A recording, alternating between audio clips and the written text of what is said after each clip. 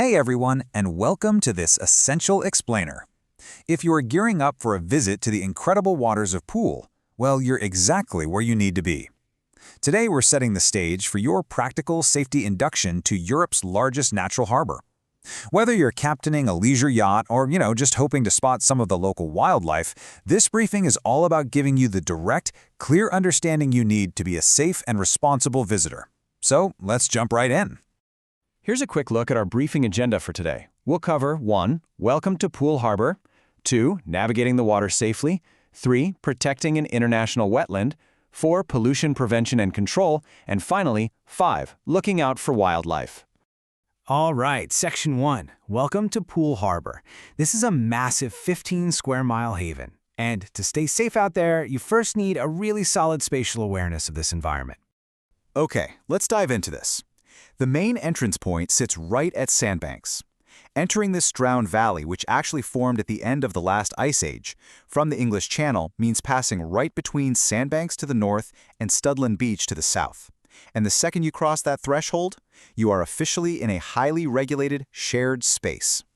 Once inside, you're going to be navigating around a multitude of different islands scattered throughout the harbor. Up in the north, you've got Brownsea, Pergens, and Gigas, and down to the south, Fursey, Green, and Long. But listen, pay special attention to the major hazard here, Stone Island. This isn't your typical island. It's actually a submerged ridge of gravel and sand that literally only becomes visible between high tides. So keeping your charts handy and knowing your tides is absolutely critical here. Now, to put the harbor's depth into perspective, there is a massive contrast you really need to be aware of. The main commercial shipping channels are heavily dredged down to about 25 feet deep just to accommodate those modern ferries. But the average depth of the rest of Poole Harbor? Just 18 inches. So if you wander out of a channel at the wrong tide, you aren't just risking a little bump. Actually, scratch that. You are firmly grounded. Moving on to Section 2, navigating the waters safely. Safety is a shared duty in this incredibly busy, mixed-use environment where massive cargo ships operate right alongside kayakers. Harbor Master Harry Gregory hits the nail on the head in the 2026 Marina Guide. He is super welcoming to all visitors but firmly reminds us that being safe is everyone's responsibility. With commercial, recreational, and environmental interests all at play in the same water, every single visitor has to step up and do their part to keep the risk as low as reasonably practicable. So your very first administrative responsibility is a simple 3-step process. First off, pay your fees and grab your 2026 Harbor Dues decal. Second, display it in a highly prominent position. And third, and this is a strict rule folks, make sure it is placed specifically on the port side of your craft. This just lets harbor patrols easily verify your compliance without having to pull you over and interrupt your day. And this brilliantly illustrates exactly why staying out of the way matters so much. Just look at the immense scale of a commercial DFDS ferry compared to a much smaller leisure vessel like the Waverly. It's wild. These massive commercial vessels absolutely cannot stop quickly, and there is no way they can deviate from those 25-foot deep channels. You really have to understand your vulnerability when you're out there. For your own safety, the Harbor Commissioners designate specific main shipping channels that leisure craft just have to avoid. You need to steer clear of the Swash Channel, the Haven Channel, the Middle Ship Channel, the Turning Basin, and the Little Channel.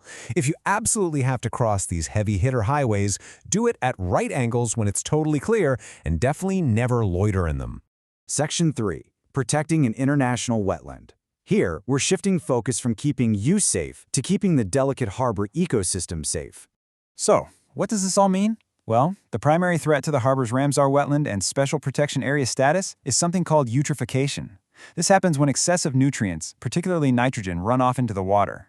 Because Poole Harbor is a microtidal estuary, meaning the water doesn't flush out rapidly, these nutrients just sit there and get trapped. This causes devastatingly dense macroalgal mats to form on the mudflats, which literally chokes out precious eelgrass and hits local bird populations hard. To fight this, the UK government has set a really firm mandate. The total nitrogen load entering Poole Harbor from the surrounding catchment area must be reduced to a strict limit of 1,500 tons of inorganic nitrogen per year. That is a 35% reduction. Achieving this nutrient neutrality dictates pretty much everything, from surrounding housing developments to how the harbor itself is managed. Section 4, Pollution Prevention and Control. Because the ecosystem is already so vulnerable to runoff, adding man-made pollution is completely unacceptable. So the crucial point is this staggering number right here, 6 million pounds. That is the fine recently levied against a company for a major oil spill in the harbor. The commissioners operate on an absolute non-negotiable polluter pays policy. The entity responsible bears the total cost of the cleanup, the disposal, and whatever conservation is needed to repair the damage. To prevent incidents before they happen, the port enforces some seriously strict daily protocols. They maintain MCA-approved oil spill contingency plans and require the best available technology to reduce emissions. Even routine maintenance, like dredging the marinas, is highly controlled. Uncontaminated silt disposed of at the Brownsea Road site is strictly capped at 750 cubic meters a day just to prevent overloading the environment. Finally, Section 5, looking out for wildlife. We've talked a lot about the strict rules. Now let's look at the incredible natural rewards for following them. It is a totally fair question to ask yourself as you navigate these complex guidelines. So what exactly are we protecting? Why go through all this effort, all this dredging, monitoring, and strict enforcement? What makes it worthwhile, and what are we actually sharing this water with? Well, for starters, we're protecting the island locals. Brownsea Island and some of the other forested islands in the harbor serve as these crucial isolated sanctuaries for the rare red squirrel. Because these habitats are protected and monitored by groups like the National Trust, these fragile populations can continue to thrive and find a safe haven away from the threats they'd normally face over on the mainland. You know, we're also protecting fascinating, if sometimes slightly gruesome, avian ecosystems. The local charity Birds of Poole Harbour tracks migratory birds, like the swifts returning to their live nest cams. A surprising fact about these incredible flyers is that they often return carrying flat flies, also known as the swift lousefly. It's a highly specialized, blood-sucking parasite that lives almost exclusively in their plumage. It's definitely a stark reminder of the complex, interconnected biology happening right above our heads. Now, what's really interesting about this slide is the massive conservation success it represents. Thanks to these protected habitats and booming fish populations, ospreys actually return here year after year. In fact, the very first osprey chick of the 2026 season hatched right on cue, breaking records by fully emerging incredibly rapidly on May 22nd. This is the direct result of a healthy, well-managed environment. Which brings us to the end of our explainer, and to a final thought for you to carry on to the water today. You are entering a space where a 25-foot deep channel, built for a multi-ton ferry, sits just yards away from an 18-inch mudflat hosting an endangered bird. With such a delicate balance between heavy industry, leisure craft, and fragile ecosystems, will your actions, staying out of those shipping lanes, displaying your decal, and respecting the wildlife, help preserve Europe's largest natural harbor for the next generation? Thank you so much for joining me, and stay safe out there on the water.